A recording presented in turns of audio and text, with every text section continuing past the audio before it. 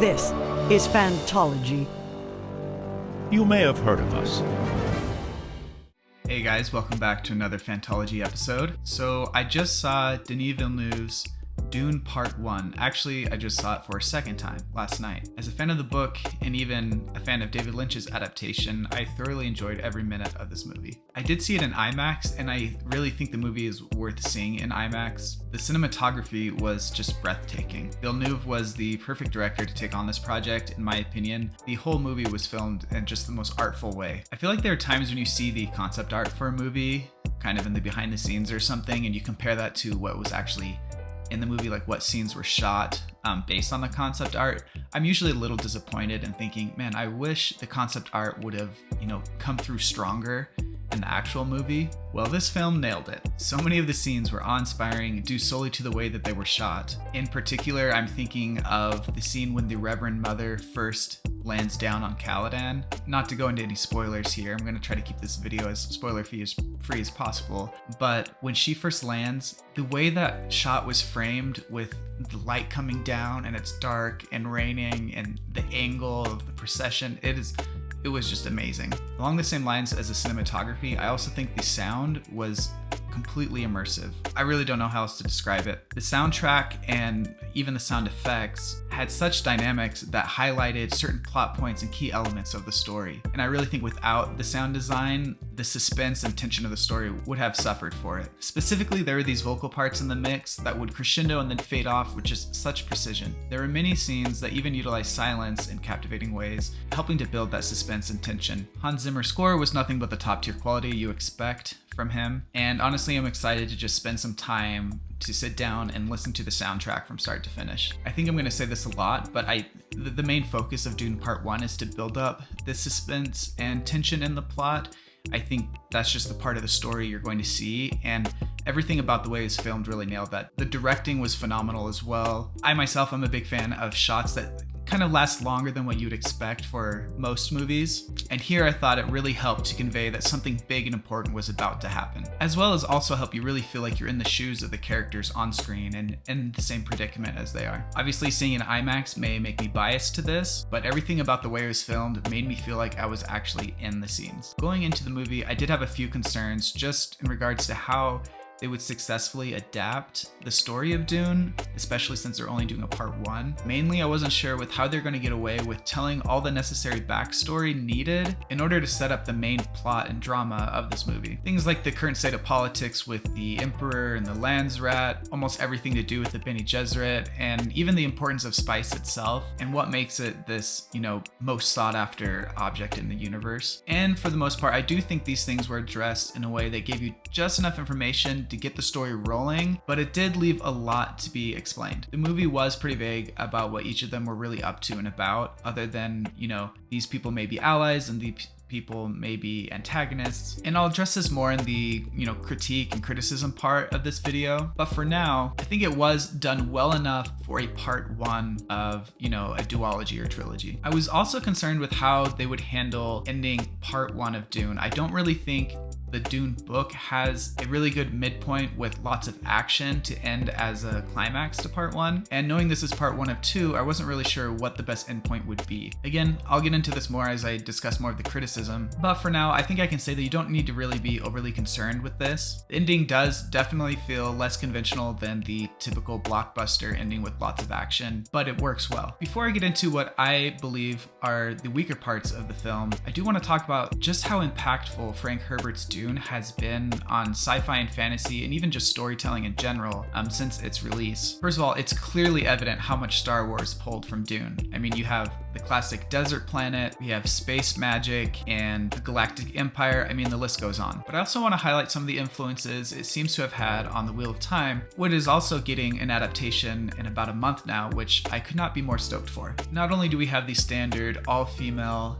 magical, influential society at play here, the Bene Gesserit and Dune, the Aes Sedai and the Wheel of Time, and again, the obvious parallels between peoples and cultures like the Aiel and the Fremen. But what I really found interesting, and this will be, spoilers for book 1/season 1 of The Wheel of Time, but I really noticed how similar Rand and Paul are. I think their story arcs share a lot of the same beats, obviously, by being main characters, the hero's journey and everything. However, what I really found similar was how both of the characters reacted to these larger than life roles and responsibilities and duties that were kind of thrust upon them. I'm not going to say more than that because I do want to keep this as spoiler free as possible, and I don't want people to be ruined going into The Wheel of Time blind or Dune. But yeah, I thought that was really cool and interesting, and it made me appreciate Paul's character more in this movie. And I don't know if these things are more clearly there in the book and I just happened to notice them in the movie, or it might be something that Denis Villeneuve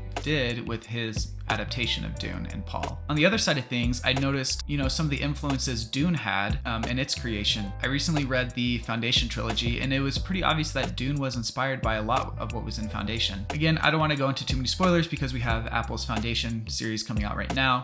But the main things I thought of were in the Foundation trilogy, you have these body shields, and these shields used in Dune seem very similar to me.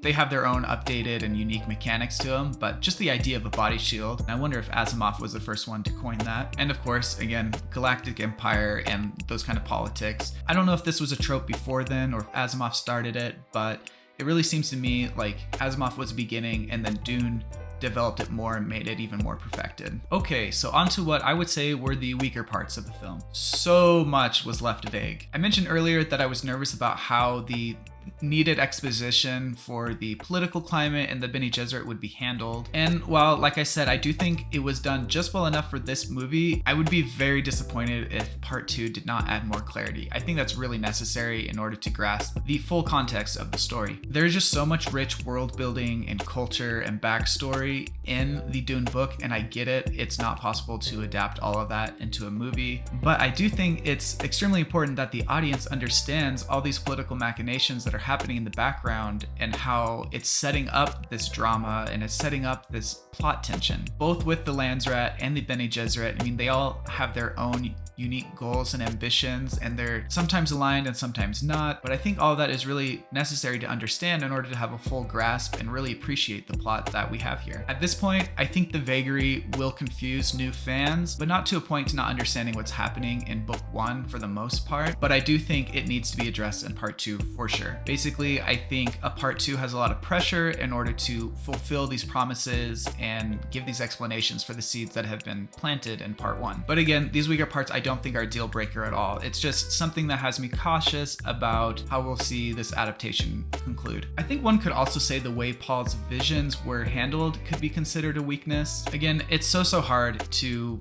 judge any of this since it's an unfinished piece of art. It really is. It's a part 1 of 2. I'm gonna say this a ton, but it's unfinished, so making any assumptions and conclusions based on this, isn't really fair. But I do just want to highlight some concerns here. So there's this other crucial aspect of Paul's visions that wasn't really present in part 1 that to me basically defined the importance and significance of the story of Dune and Paul's character. Again, I'm not going to go into spoilers, but this aspect of his visions kind of creates this new tension and conflict regarding who Paul will end up becoming. It's crucial to the story arc in general, but especially Paul's, and if they did end up leaving this out, it would be a travesty for the whole adaptation. It seems like Denis Villeneuve is a huge fan of Dune, and I highly doubt he would leave it out, but them not mentioning it in part 1 was disappointing for me. Again, they can still completely execute this perfectly in the next installment, but I was disappointed to not see that added layer and complexity to his abilities and his person